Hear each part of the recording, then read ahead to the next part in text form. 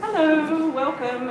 Anyone that needs to take a seat, there's a few seats over here if you need to sit down. If not, find a spot where you're happy to stand.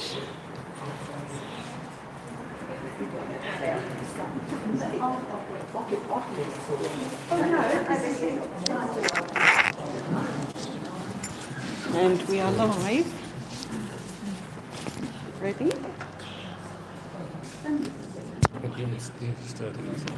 It's already on. Welcome if you're watching online. Okay, are we good? I'll just wait for Corey.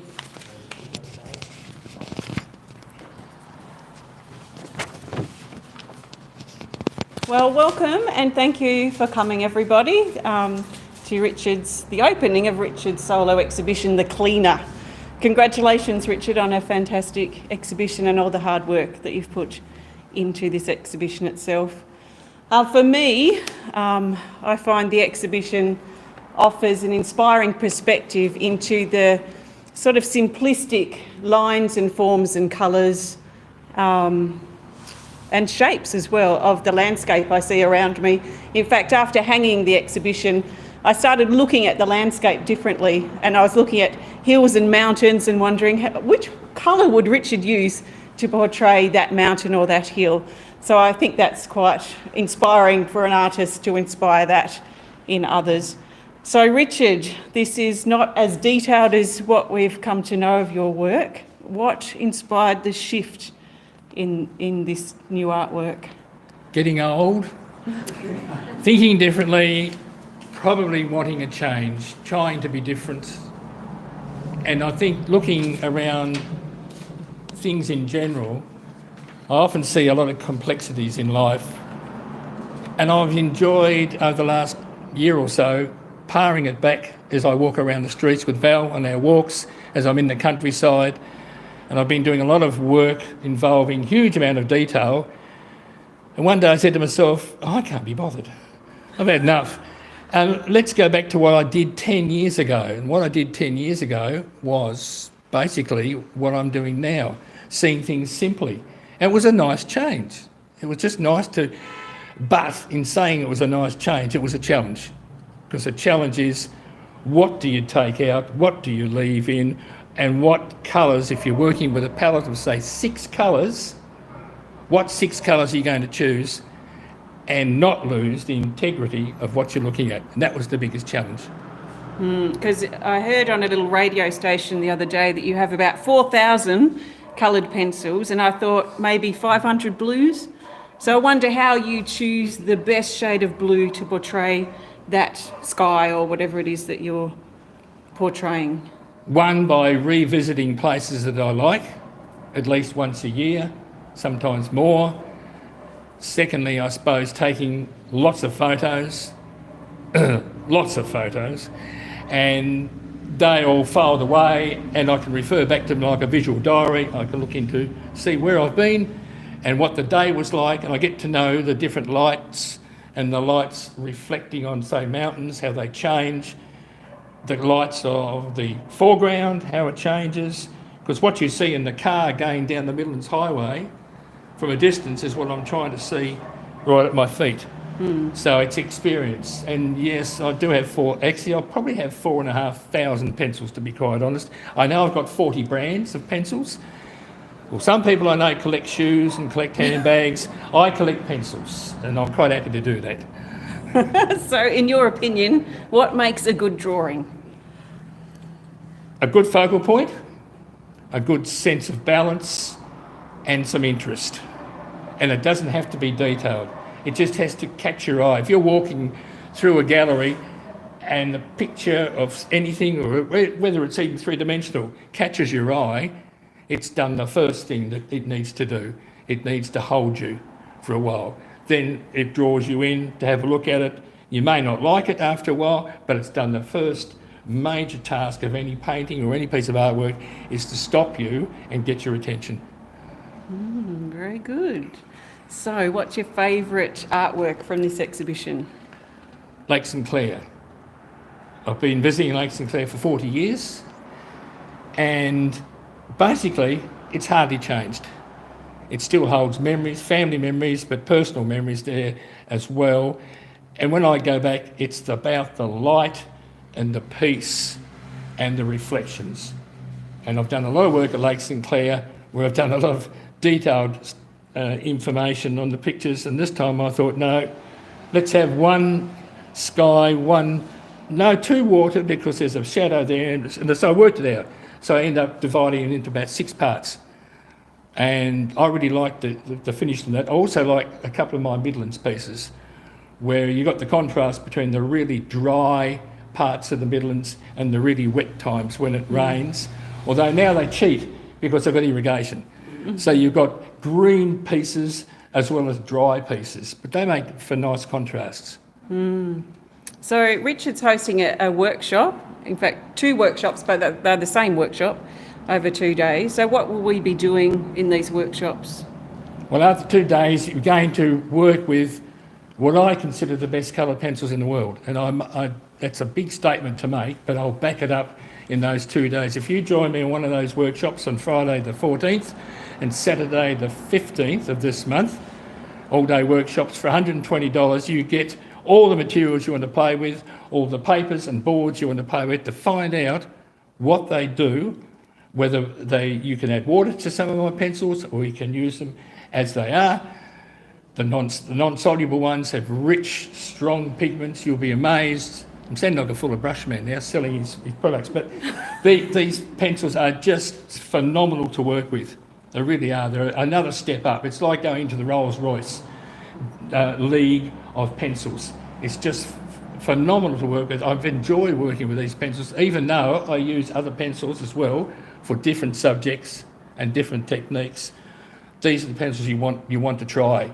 And I'm going to explain a little bit more closely my technique for this exhibition, and participants will try to draw that way in the afternoon. Just have an experience of what it's like, not only to draw that way, but how to think it as well, because art's not so much about doing, it's about thinking as well as doing, as preparing as well. So getting into the right zone of what you're really trying to say and how you're trying to say it. Very good. So is there anything else that you want to say? Well, one thing I should say is thank you, Leanne, for the opportunity to have an exhibition here. And for the people in the room, you must agree this is a wonderful gallery. It's a beautiful space. And as I said on the radio on ABC on Friday afternoon, this is a family gallery. It's not elitist. It's open to everybody. And I think that's really important, that when you see the amount of people who have contributed work in this room, it shows you how important the arts and crafts movement in Tasmania is. It's thriving, but it needs more places like this. Despite the economy being really tight, you can tell by the amount of, and I've seen the amount of people just coming off the street who actually enjoy being in here to see what people do. And it's really important to give an outlet for people such as myself, and I'm really grateful for the privilege to be able to show here, as well as all the others, but this is a place to come and celebrate the arts in Tasmania. So thank you. Thanks, Richard. Are there any questions that anyone has for Richard? No questions? There's questions. Oh, here's a question. Oh, sorry. Maybe I've just missed a nuance, but why the title The Cleaner? Because I'm practicing what's called landscape cleansing. Right, taking out all the... I Dysonify the landscape, or hoover it, take it away, remove things. So, and it's a technique which has been used by one of my friends, Kevin Crace, who's an established and brilliant photographer in Launceston, who called his technique of photography cleansing. So when he took a photo of a building and he saw a reflection in it, he didn't like it, he took it out in Photoshop. And he saw a bird sitting on the side, he photographed on it, took the bird out. He took the power poles out. He didn't want the power poles there as well. So he ended up with what he called a cleansed view. And I thought that was a really interesting way of doing it. So I've applied this to my landscape thinking.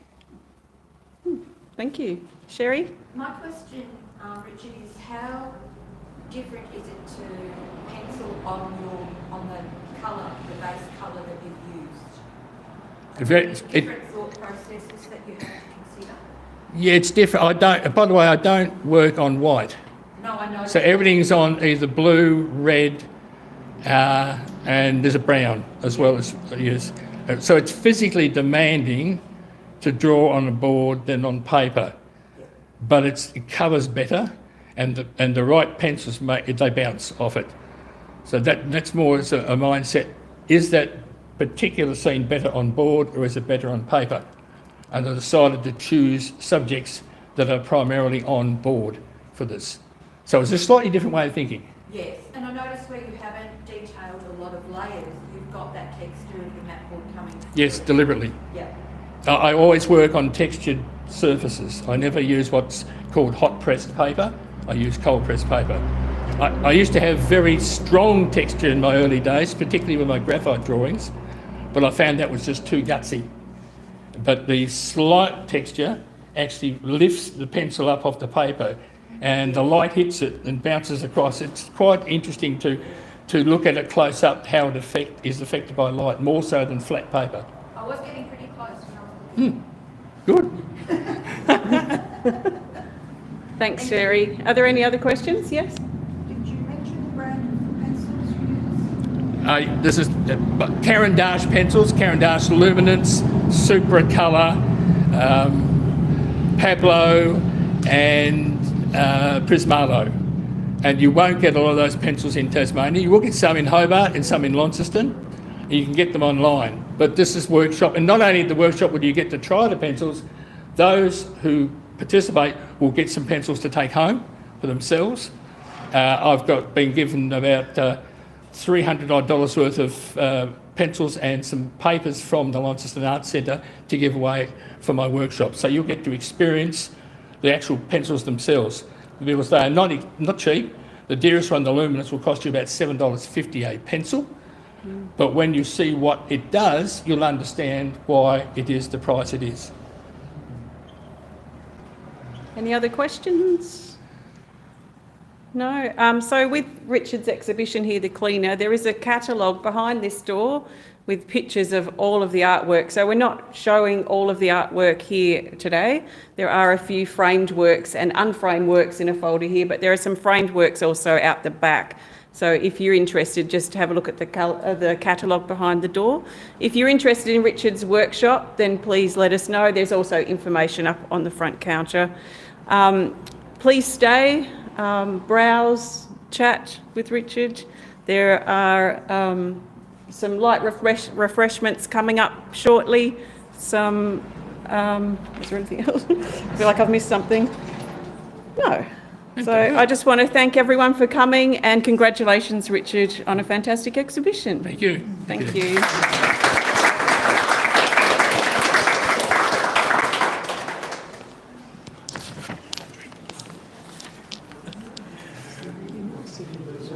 And thanks for joining us online.